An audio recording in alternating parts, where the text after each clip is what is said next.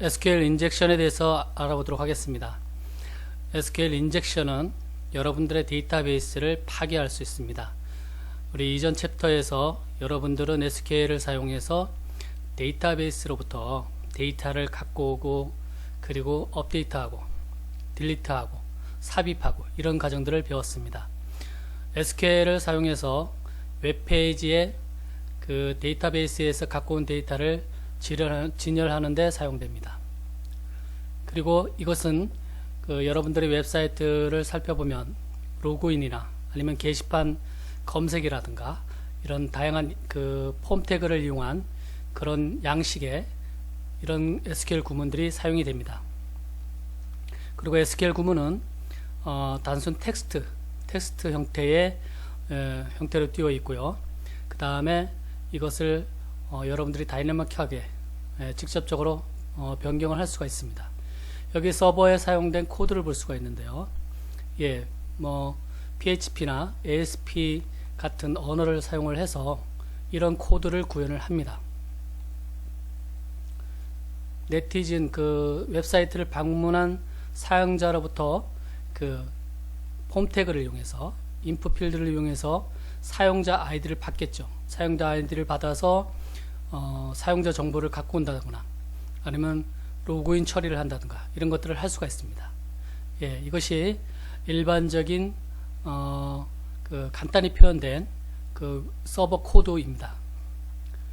여기에서 그 유저 아이디, 이것은 이제 변수인데요. 이것을 이제 사용자가 웹페이지에서 직접 입력을 하게 되죠.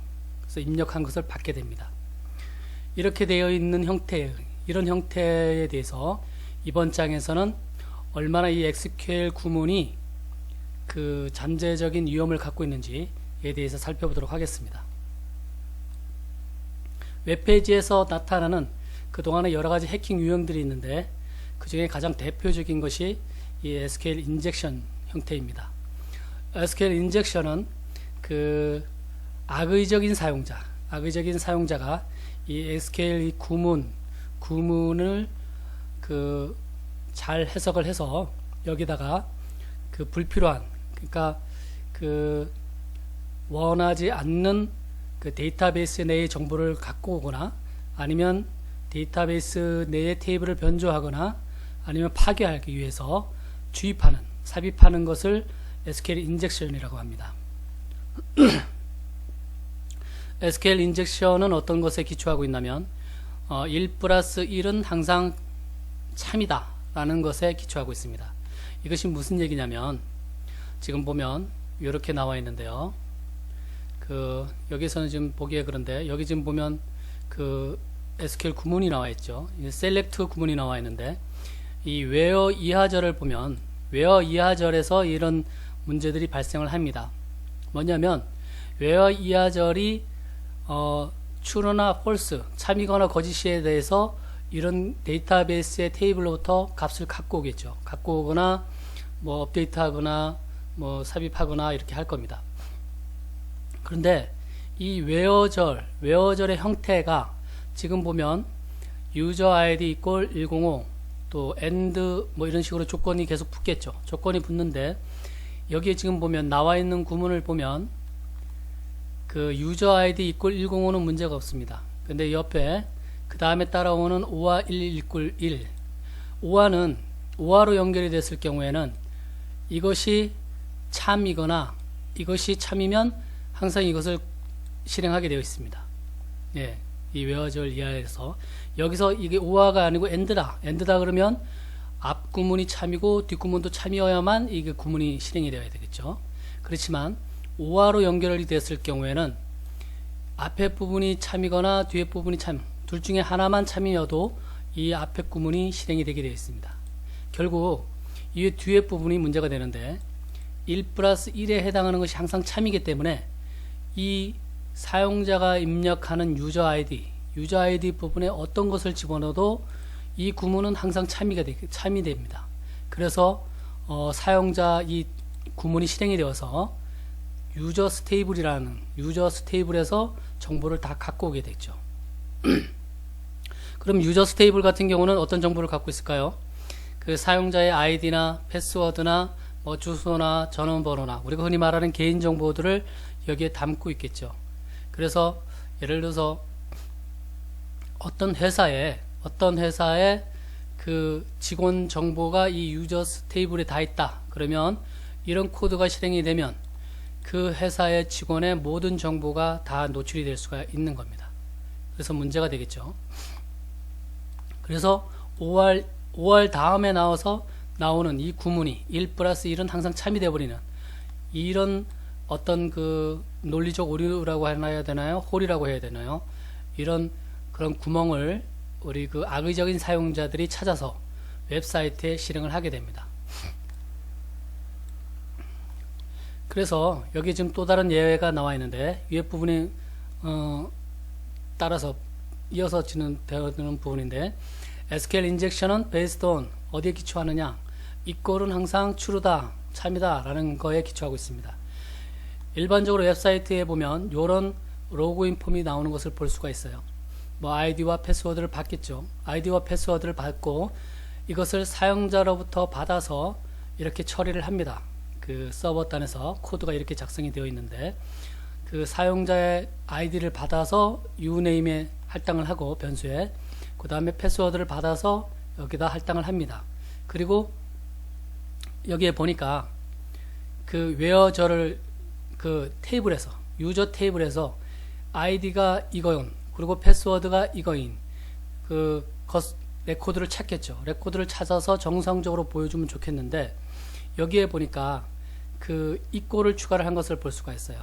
여기에 보면 name, username, and password, pass, use pass 여기까지는 문제가 없네요. 여기는 문제가 없는데 이것을 여기서는 스마트 해커라 그랬는데 사실은 악의적인 해커죠. 여러분들이 이것을 보고 연습을 하시는 건 괜찮은데 특정 사이트에 이것을 적용을 하면 여러분들이 잠재적인 범죄자가 될 수가 있습니다. 그래서 이것을 아무 사이트나 여러분들이 알고 있는 사이트에서 임의로 적용하는 것은 하시면 안 됩니다. 여기에 보시면 그 악의적인 해커는 이렇게 써야 되는데 이렇게 써버립니다. 어떻게 쓰냐면 or equal을 써버려요. 그러면 이 구문은 요 where 이하 구문이 항상 참이기 때문에 이것을 그냥 실행을 해버립니다. 왜냐하면 요 부분이 항상 요 or로 연결이 됐기 때문에 요 부분이 항상 참이 돼버리죠. 참이 돼버리니까 여기도 마찬가지고 참이 돼버리기 때문에 이 구문이 참이니까 결국은 이 전체의 유저 테이블을 갖고 오게 됩니다. 그래서 이런 좀 전에 봤던 equal 1 equal 1 또는 이 equal에 대한 거 equal에 대한 이런 항상 참인 어떤 함정을 이용을 해서 악의적인 해커들이 특정 사이트를 해킹을 할 수가 있는 거죠. 그 다음에 또 다른 예가 있습니다. 일반적으로 그 프로그램 랭귀지 같은 경우에는 그 자바스크립트나 SQL도 그렇다고 그랬죠. 세미콜론으로 끝납니다. 한 명령어가 세미콜론으로 끝났는데 그 사용자의 입력단에다가 요렇게 삽입을 해버리면 이 구문이 실행이 되어 버리겠죠. 그래서 이 구문이 실행이 돼서 사용자 테이블을 갖고 오는 것까지는 괜찮은데 요 명령을 실행을 하고 요 명령도 실행하겠죠. 요 명령은 뭐죠? 드랍 테이블 서플라이즈. 그러니까 유저스 테이블에서 그 모든 레코드를 갖고 오는 것까지는 괜찮은데 이 드랍 테이블이라는 것은 이 테이블 자체를 삭제를 하는 명령어입니다. 그래서 결국은 악의적인 사용자가 그 입력단에다가 이렇게 입력을 해버리면 그 데이터베이스에 그 소중하게 그 간직되어 있던 supplies라는 테이블 자체가 통째로 사라질 수가 있습니다. 예. 그래서 이 서버 코드에는 이렇게 되어 있겠죠. 이렇게 코드가 되어 있지만 이렇게 써버리면 지금 유저 사용자 입력단에서 악의적인 해커가 이렇게 써버리면 이 supplies 테이블 자체가 삭제돼 버린다. 이렇게 구문이 실행이 돼 가지고 여기에서 지금 나오는 그 SQL 인젝션 구문 같은 경우는 인젝션의 사용 예에 대해서 나오는 거지 이것이 실제로 이렇게 적용이 된다 모든 사이트에서 그런 것은 아닙니다. 왜냐하면 이렇게 공개되어 있는 것들은 일반적으로 지금 정상적으로 운영되는 사이트에서는 다 이런 거에 대해서 보안 처리가 되어 있습니다. 예를 들어서 드랍 테이블 같은 경우는 일반 웹 유저 같은 경우에 이런 명령어를 사용할 수 없도록 그 권한을 제한을 걸죠. 예, 그래서 이런 명령어가 실제로 먹을 수는 없어요. 그렇지만 여러분들이 서버를 직접 구축을 하거나 아니면 여러분들이 구축을 하고 또 웹페이지를 그 웹 프로그램을 여러분들이 직접 구축을 했을 때 이런 것을 간과해서 이런 것을 미처 생각하지 못하고 프로그램을 작성을 할 수 있다라는 것을 예로 보여주는 것입니다. 지금 w3schools.com에서 그러면 이런 SQL 그 인젝션에 대해서 방어하기 위한 방법으로 이것을 제안하고 있습니다. Prometheus Parameters for Protection. 그러니까 이것을 막기 위한 파라미터 이렇게 나와 있어요. 여기에 보니까 일부 웹 개발자는 그 SQL 구문 인풋 그 단에서 받을 수 있는 단어의 그 블랙리스트 단어를 조합을 만들어서 그것을 사용하는 경우도 있다. 이 SQL 인젝션을 방어하기 위해서, 공격을 방어하기 위해서 이렇게 지금 나와 있네요. 그런데 이것은 좋은 아이디어가 아니다. 예.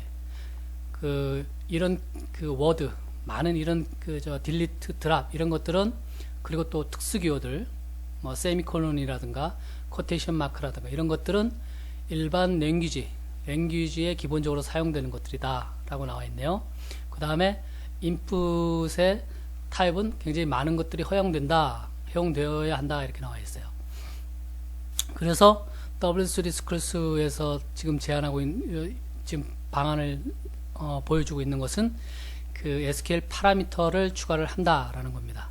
유일한 프로빈 웨이 이렇게 나와 있어요. 여기는.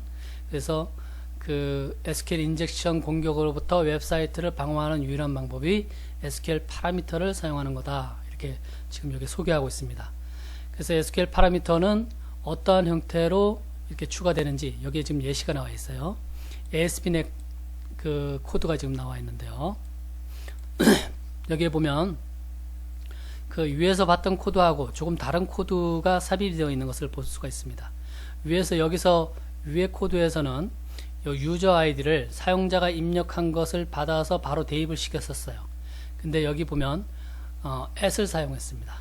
예, at을 사용하고 0을 사용했어요. 그리고 dbexecute,dbexecute라는 것을 사용을 해서 이렇게 대체한 것을 볼 수가 있습니다. 예, 이 사용자로부터 받은 데이터를 그 사용자 입력 데이터를 바로 이 SQL 구문에 대입시킨 것이 아니라 여기는 at을 대입을 시켜놓고 이 dbexecute라는 것을 사용한 것을 볼 수가 있습니다. 이것은 ASP.NET에서 사용되는 방법이다 라고 보시면 됩니다. 또 다른 예는 또 마찬가지로 이런 형태로 나와 있는 것을 볼 수가 있어요. 사용자로부터 커스터머 네임, 어드레스, 시티 세 가지의 데이터를 받았을 경우에 어떻게 처리를 하느냐, 여기 보면 at 0, at 1, at 2 이렇게 식으로 나와 있죠. 예, 이런 형태로 해서 dbexecute에서 처리를 한다 이렇게 나와 있습니다. 그리고 여기 지금 저희 정보 표시 나와 있는 부분은 뭐냐면 그 SQL 인젝션을 이것을 막는 방법을 여러분들이 배워야 되는데 그 웹사이트의 어떤 웹사이트가 갖고 있는 약점, 잠재적 위험, 그것의 가장 큰 것 중에 하나가 이 SQL 인젝션이라는 거죠. 예. 그 다음에 이 밑에 얘 같은 경우는 그 ASP.NET이나 ASP.NET에서 데이터를 추가할 때, 그 다음에 이거는 이제 갖고 올 때, 셀렉트 할 때, 어떻게 코드를 작성을 하면 방어할 수 있는지 예를 보여준 거고요. 이것은 그 PHP 코드를 작성을 할 때, 그것을 사용할 때 어떻게 작성을 하면 SQL 인젝션을 방어할 수 있는지 이렇게 지금 예시가 나와 있습니다. 이 코드를 참조를 하시고 여러분들이 프로그램을 개발을 할 때 이용을 하시면 될 것 같습니다. 그리고 잠깐 말씀드렸지만 그 SQL 사용자의 권한을 드랍이라든가 이렇게 민감한 거에 대해서는 그 권한을 주지를 않죠. 그렇게 세팅을 하게 되어 있습니다. 예, 그렇게 해서 민감한 부분을 방어하게 됩니다. 예, 이번 시간에는 SQL 인젝션, 그 잠재적인 위험, 그리고 굉장히 해커들이 많이 사용하는 웹사이트를 망치는 그런 기법에 대해서 어떻게 방어하는 거에 대해서 잠깐 소개했습니다.